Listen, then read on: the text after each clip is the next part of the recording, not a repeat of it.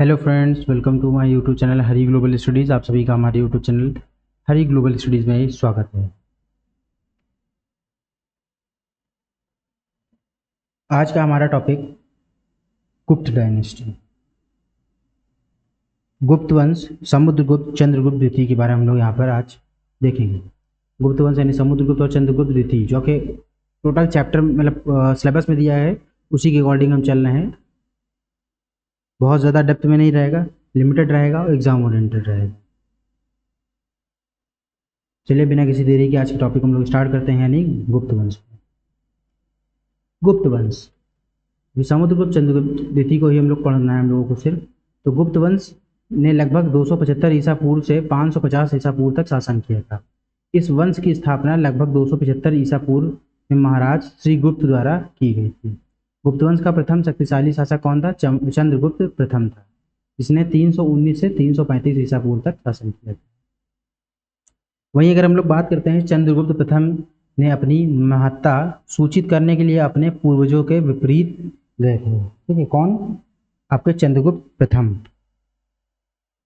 मतलब एक प्रकार से इन्होंने विपरीत गए थे, उसको महाराजा धीराज की उपाधि धारण की। ठीक है, अब इन्होंने क्या किया था? चंद्रगुप्त प्रथम ने अपनी महत्ता सूचित करने के लिए प्रथम पूर्वजों के विपरीत गए और महाराजा धीराज की उपाधि धारण की थी। किसने? आपके चंद्रगुप्त प्रथम ने, ना कि द्वितीय ने। चंद्रगुप्त प्रथम याद रखिएगा। वाकाटक शासक प्रवरसेन प्रथम ने 4 अश्वमेध यज्ञों का संपादन किया था।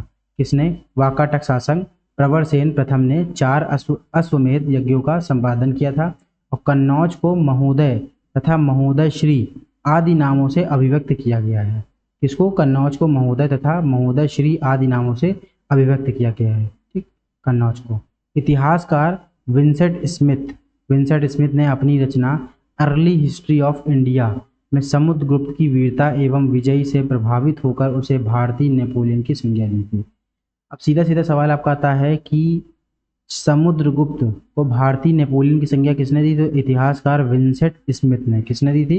विंसेंट स्मिथ ने। किस कौन सी रचना में? अर्ली हिस्ट्री ऑफ इंडिया में समुद्रगुप्त की वीरता को विजय से प्रभावित होकर भारतीय नेपोलियन की संज्ञा दी थी। इलाहाबाद का अशोक स्तंभ अभिलेख प्रयाग प्रशस्ति समुद्रगुप्त 335-376 ईसा पूर्व के शासनकाल के बारे में महत्वपूर्ण जानकारी प्रदान करता है। ठीक है, जिसका स्तंभ है वही आपका यहाँ पे जानकारी प्रदान करता है। कौन सा स्तंभ? इलाहाबाद का अशोक स्तंभ।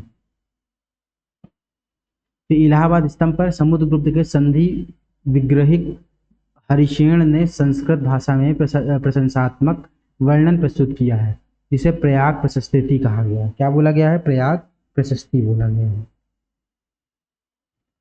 वहीं चंद्रगुप्त द्वितीय, इसको विक्रमादित्य वह प्रथम गुप्त शासक था, जिसे परम भागवत की उपाधि धारण की थी। किसने? चंद्रगुप्त द्वितीय यानी विक्रमादित्य वह प्रथम गुप्त शासक था जिसने परम भागवत की उपाधि धारण की थी। वहीं गुप्त सम्राट चंद्रगुप्त द्वितीय विक्रमादित्य को शक विजेता कहा गया है। क्या बोला गया? शक विजेता। पश्चिम भारत के अंतिम शक राजा।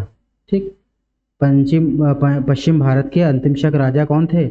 रुद्र सिंह तृतीय थे। कौन थे? रुद्र सिंह तृतीय।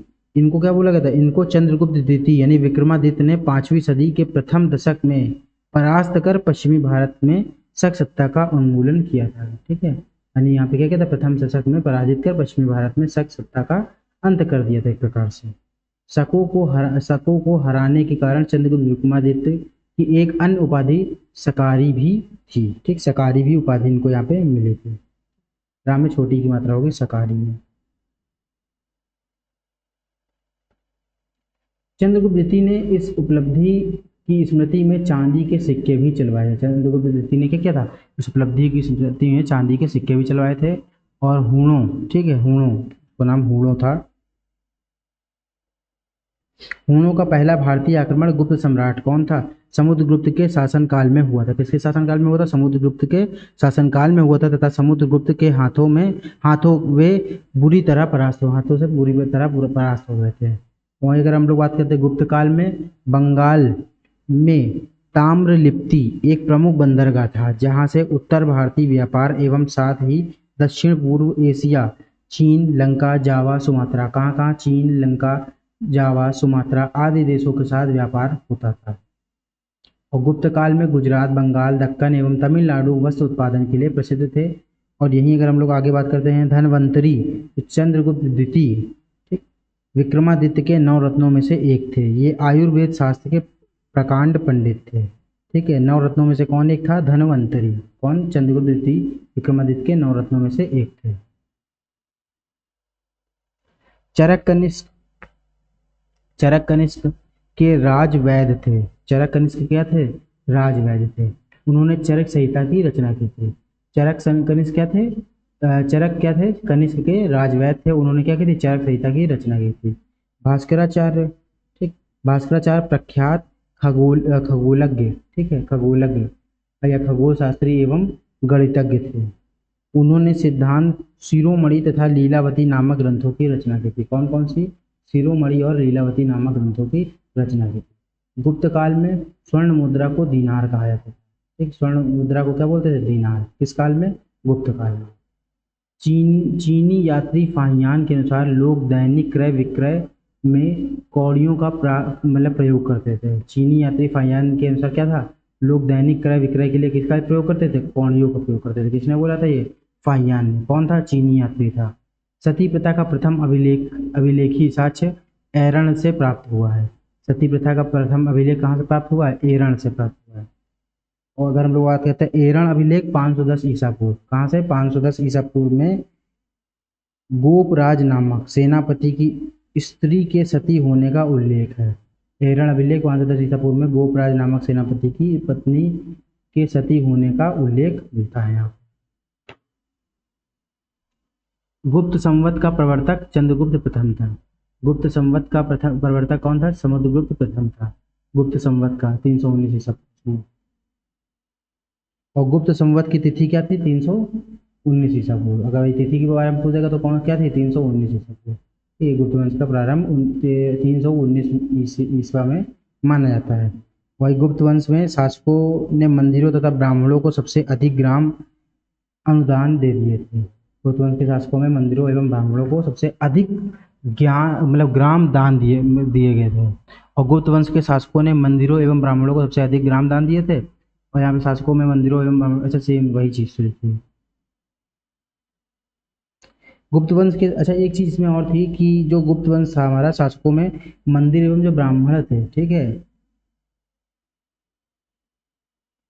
अच्छा उनको तो हाँ ग्राम दान कर दिया था। और गुप्त काल में कला एवं साहित्य में हुई प्रगति के आधार पर इस काल में प्राचीन भारत को स्वर्ण युग भी कहा जाता है। ठीक है, कौन सा? कला साहित्य विज्ञान तथा सांस्कृतिक के अभूतपूर्व उन्नति के कारण गुप्त काल को क्या बोलते हैं? प्राचीन भारत का स्वर्ण युग बोलते हैं। सीधा सीधा आता है सवाल, उन्नति के मतलब किसकी उन्नति के कारण गुप्त काल के प्राचीन भारत को स्वर्ण युग बोला जाता है? तो कला साहित्य विज्ञान तथा संस्कृति। या हो सकता है एक चीज और कुछ दे दे, ठीक है, गणित दे देगा, तो आपको इनमें चुनना होगा कौन सा। तो कौन चार थे? कला, साहित्य, विज्ञान तथा संस्कृति। इन्हीं के अभूतपूर्व उन्नति के कारण गुप्त काल को क्या बोल गया था? प्राचीन भारत का स्वर्ण युग कहा जाता है। तो ये आपका टोटल टॉपिक क्या था? गुप्त वंश।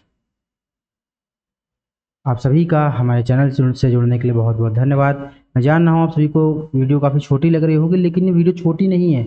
अगर आप इसको प्रॉपर कई बार रिवीजन कर लेंगे, वीडियो बहुत बड़ी है। तो ये क्वेश्चन आपके यहीं से फंसते हैं, कहीं और से नहीं जाते हैं। ठीक, मैं आपको एकदम एग्जाम ओरिएंटेड जो पेट के लेवल का है मैं उसको वही पढ़ा रहा हूँ। मैं आपसे नहीं बोलूँगा क्या इसमें मैं कहीं मेंशन नहीं करता हूँ कि आप किसी भी एग्ज़ाम को दीजिए तो ये पढ़ लीजिए, नहीं, मैं बिल्कुल नहीं बोलूँगा। पेट के लेवल के लिए बहुत अच्छा है, मैं आपको कंटेंट प्रोवाइड करा रहा हूँ।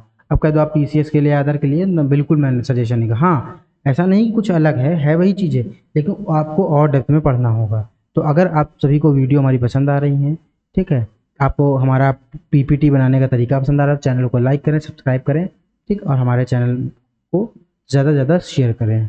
और हाँ, एक चीज़ और, अगर आप सभी को कोई भी टॉपिक अगर डेप्थ में पढ़ना है इसी तरीके से एकदम, तो आप उसमें कमेंट ज़रूर करें। मैं आप सभी के लिए 100% मैं गारंटी लेता हूँ, मैं आपके लिए वीडियो लेकर के आऊँगा। आप जिस टॉपिक में बोलोगे उस टॉपिक को एकदम डेप्थ में आपको यहाँ पर प्रोवाइड कराऊँगा, आपको एकदम डेप्थ में, पीसीएस लेवल का एकदम डेप्थ में। ठीक है, अगर आपने कोई भी टॉपिक बोला, सिंधुगाड़ी सभ्यता बोला, एकदम गारंटीड बता रहा हूँ, एकदम डेप्थ में जाकर के आपको जितनी चीज़ें होंगी सब चीज़ें आपको आपके सामने प्रोवाइड करूँगा, उसके क्वेश्चन आंसर भी आपके सामने प्रोवाइड करूँगा। तो आप सभी का हमारे चैनल से जुड़ने के लिए बहुत बहुत धन्यवाद। और मैंने पहले भी कह रखा है, अगर आप सभी को इनकी पीडीएफ चाहिए हो तो थोड़ा सा आप मुझे मोटिवेट करें, मैं आपको पूरी पीडीएफ मर्ज करके एक साथ दे दूँगा। एक साथ दे दूंगा, आप चाहे पीडीएफ से पढ़ लीजिएगा और चाहे आप वीडियो देख लीजिएगा। और वैसे वीडियो देखेंगे तो बहुत ज़्यादा नहीं है, 10 मिनट की वीडियो है। मैं लास्ट में मैराथन भी इसमें कंप्लीट करके होल आपको स्प्लिट करके डाल दूंगा, ताकि आपको मुश्किल से बहुत ज़्यादा अगर आएगी तो लगभग मेरा ही प्रयास यही है कि आपको 10 से 12 क्लास में पूरी हिस्ट्री खत्म हो जाएगी। अगर आप पढ़ने बैठोगे 10 से 12 मिनट का मतलब आप समझ रहे हो, 12 दाम 120 यानी 2 घंटे पूरी आपकी इतिहास खत्म हो जाएगा।